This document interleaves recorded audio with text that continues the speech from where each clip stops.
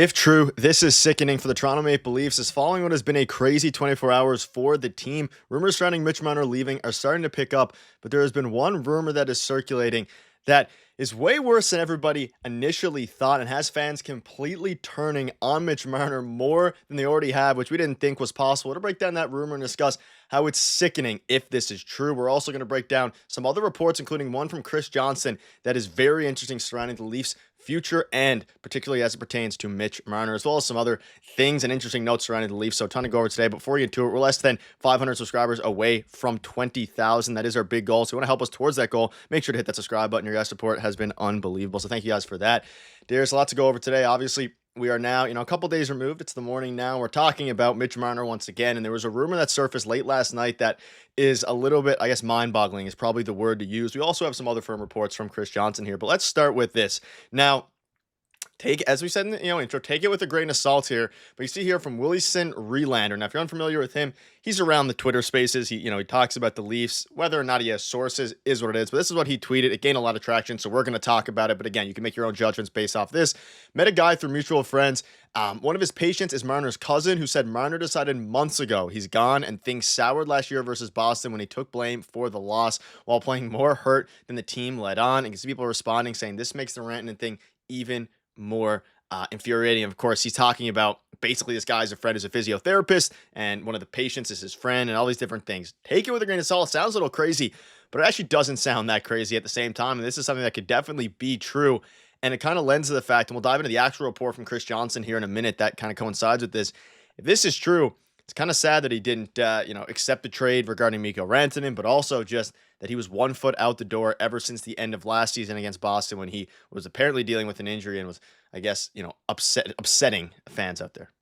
Yeah, we'll get into the Rantanen thing in a second. We're definitely going to touch on that. But of course, the whole thing, 2 days after a loss, all of a sudden everybody knows, his cousin's physiotherapist and all of that. Like a lot of people make fun of stuff that comes up like this, usually on social platforms, like the day after a loss or 2 days after a loss. But some of that I actually do think checks out a little bit. And again, I don't know if many people have reason to lie in terms of tweeting that out, especially him who's, out there on Leaf circles and stuff like that and out there on Twitter all the time with some of the stuff that's on the radio and whatnot. But some of that does check out because if everyone can remember back to last year, everybody, first of all, was injured in the playoffs. Nylander missed time due to migraines. Matthews was sick with an undisclosed illness. And Mitch Marner just came back at that point from a high ankle sprain. I feel like a lot of people forget that. And those are hard to come back from in the same season. We saw it absolutely destroy Timothy Liljegren's season. And then obviously he was shipped off this past season. That feels like a lifetime ago at this point. But he did come back from that injury, and he was probably playing a little bit more hurt than anybody let on. And obviously the organization was making a big deal about the migraines, and more so Austin Matthews, honestly, the fact that he was dealing with an illness. And of course, he is the star player and now the captain at this point. So I guess that makes some sense. But I could see why Mitch Marner would be so frustrated because of that, and why this obviously would have soured things. But at the same time, look at the history. Where was all of this in 2020? Where was this in 2021, right? Where was the performances? They've never been there. And this kind of narrative around Mitch Marner started all the way back in 2019 anyway. So things soured with the fan base, I think, before that. So obviously he's going to catch a majority of the flack last season and last playoffs because he was the guy in the games and still not making a difference either, right? So maybe he was playing hurt and they didn't allude to that. But at the end of the day, there's no excuses. Austin Matthews this year, he definitely played through an injury. We were all talking about it.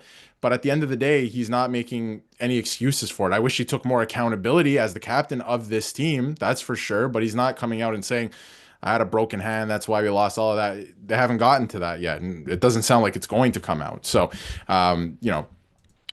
if you look back at last year, the performances just weren't there for years on end. So there just needs to be more accountability with this team and the players on this team. Yeah, and you can see kind of justifying this from Chris Johnson. He said in his mind, he's gone. His intention is to test free agency.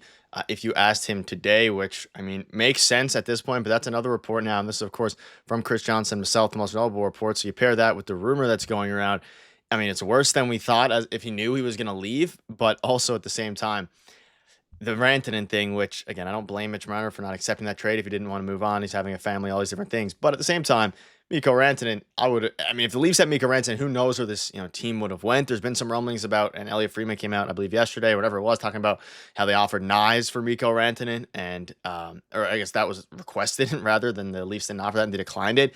Even that now could have been something that in hindsight maybe the Leafs do, as much as we all love Nyes. Like, it's a lot of different.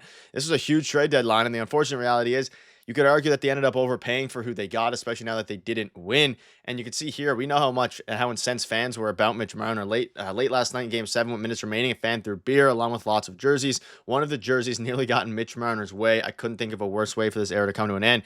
And I can't imagine that'll help if for whatever reason the Leafs wanted Mitch Marner back or Mitch Marner was debating on staying, that this would have helped with that. But you pair that with the Chris Johnson tweet and, of course, the fact that he is going to be, as much as we may like or dislike Mitch Marner, at the end of the day, he's going to be the most coveted UFA probably since John Tavares. Maybe Artemi Panarin could be a close second there, but teams are going to go after him. Is it going to be a ton of teams? I mean, maybe. I think Utah makes the most sense just to give them a star over there, especially with them being a new team, finally have a name, all these different things. So it's going to be interesting, but at the end of the day, this is a weird way for the era to end. And with this Chris Johnson report paired with the rumor here by Willie Relander, it's going to be an interesting one. Yeah, I think it is coming to an end. I don't see a world where Mitch Marner can return now to the Leafs. It sounds like he doesn't want to return either, right? There's reports of that. Rick Vives come out, one of Maple Leafs legend at this point, and he's saying that if you can't take the heat in the kitchen in Toronto, it's best that you leave. And this is a city, and I hate the narrative as well. And we're gonna have another video on this more specifically, but the narrative that it's hard to play here and there's too much pressure, and what Marchand and Kachuk were saying, I don't buy into that whatsoever. In Toronto, we have statues and banners hanging in the rafters for guys who've never won anything here. They have statues and they've never won anything here. You would be an icon if you made the third round or the Stanley Cup final here. The fans just want effort, and this team didn't give it, right? So I don't like that narrative at all. I actually don't think it's hard to play here. I think that there is pressure because they've done the same thing every single year and they've never taken a step. So yes, the pressure is going to mount. You have to take some accountability or things need to change, and finally they will. And to get back to the Mikko Rantanen thing, because I wanted to touch on that quickly. To our knowledge, 3 offers were tabled. First of all, is Mitch Marner. The Carolina Hurricanes were asking for Mitch Marner, and Mitch Marner did not waive his no-trade clause. The next offer was apparently Matthew Nyes, maybe something else for Mikko Rantanen. And then the last-ditch effort was Easton Cowan, Fraser Minton, and 2 first-round picks, which Carolina declined because they thought that they could get something better, and they ended up getting Logan Stankoven. Now, we do know that this is a fact from everything we've heard that Mikko Rantanen would have re-signed in Toronto as well for around $12 million. So this is just bad asset management going back 2 years. You could have traded Mitch Marner in 2023, and that's why I believe that Brendan Shanahan, who is not named for the press conference coming up later this morning, by the way, will pay for this with his job. Yeah, you can see, I mean, we talk about, other reporters saying they don't have personalities, they don't have character, all these different things, which, makes sense. And we're all going to, we're going to know this afternoon as, regarding the, of course, end of season media availability, how everyone's feeling. Now, keep in mind, this is just Craig Berube and the players. At least that's all that was told. There could be, the big question mark, is it going to be Pelly? Is it going to be, of course, Brendan Shanahan, Brad Treliving, all these guys? We don't know yet, and that'll be, I'm sure we'll find out very soon. For some reason, they don't tell the time, and they don't tell exactly who's going to be there. I would assume it might just be Craig Berube and the players.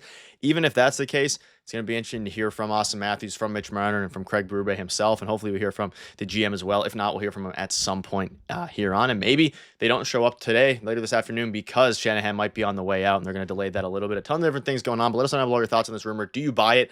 Makes some sense, especially when coincided with all these different reports. Let us know down below what your guys' thoughts are, and most importantly, do you want to see Mitch Marner remain a Toronto Maple Leaf? Let us know down below. Thank you guys for watching.